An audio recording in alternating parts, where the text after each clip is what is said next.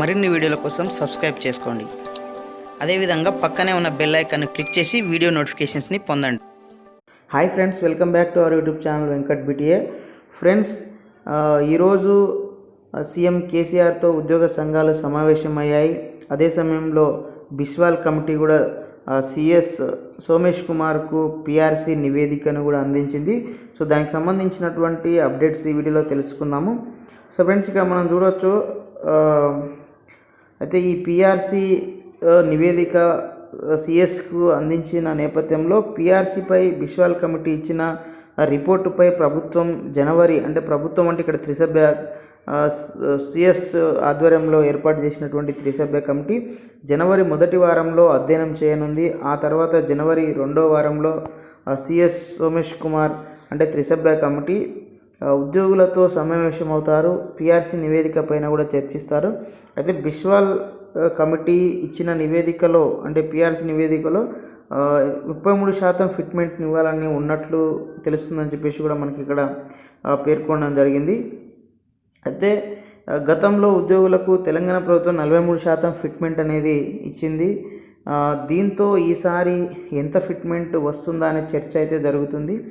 గతంలో PRC 29% ఫిట్మెంట్ని recommend చేస్తే నాకు సీఎం కేసీఆర్ గారు 43% అనేది ఇవ్వడం జరిగింది.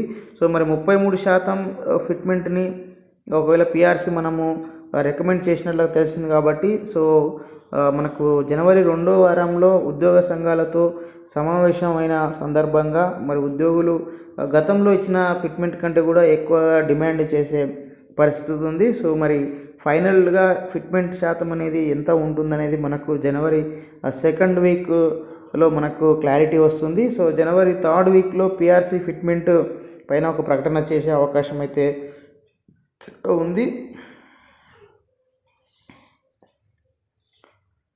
సో జనవరి 3rd వీక్లో ఈ ఫిట్మెంట్ పైన ఒక క్లారిటీ వచ్చే అవకాశం ఉంటుంది.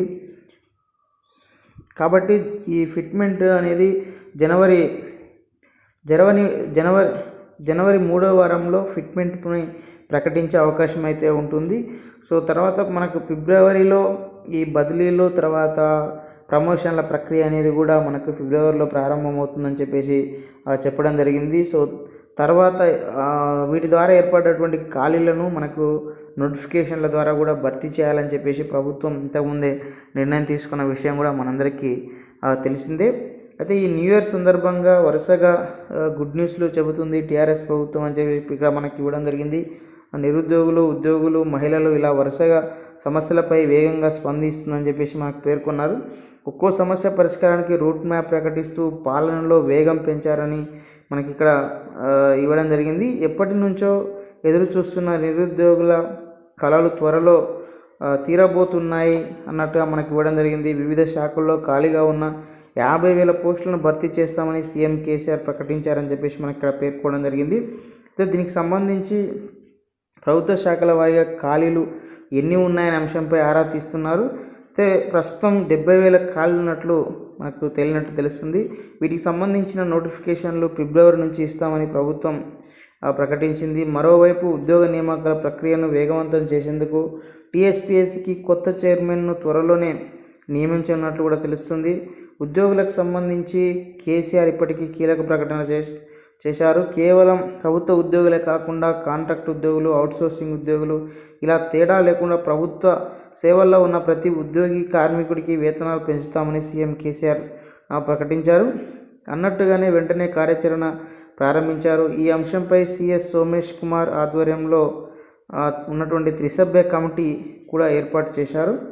ఫిబ్రవరిలోగా ఈ కమిటీ నివేదిక ఇవ్వనుంది. అంతకుముందే TGO, TNGO ఉద్యోగులతో సమావేశమై వారి సమస్యలను అడిగి తెలుసుకున్నారు సీఎం కేసీఆర్. మిగిలిన ఉద్యోగ సంఘాలతోనూ వరుసగా సమావేశం కాబోతున్నట్లు కూడా తెలుస్తుంది. మరోవైపు PRC మీద నియమించిన బిస్వాల్ కమిషన్ తన నివేదికను CS సోమేష్ కుమార్కు సమర్పించింది. మిగిలిన ప్రభుత్వ ఉద్యోగులతో పోల్చితే జీతాలు తక్కువగా ఉన్న RTC ఉద్యోగులు, కార్మికులపైన కేసీఆర్ వరాలు కురిపించారని మనకి ఇక్కడ పేర్కొనడం జరిగింది. ప్రభుత్వ ఉద్యోగులతో సమానంగా వేతనాలు పెంచేందుకు అంగీకరించారని కూడా మనకి తెలుస్తుంది.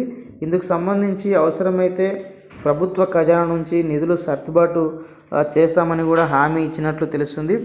సో ఫ్రెండ్స్, మొత్తంగా ఈ ఉద్యోగ సంఘాలతో కేసీఆర్ భేటీ అయిన సందర్భంగా ఈ విషయాలన్నిటిపైన కూడా ఒక హామీ అయితే ఇచ్చినట్లుగా తెలుస్తుంది.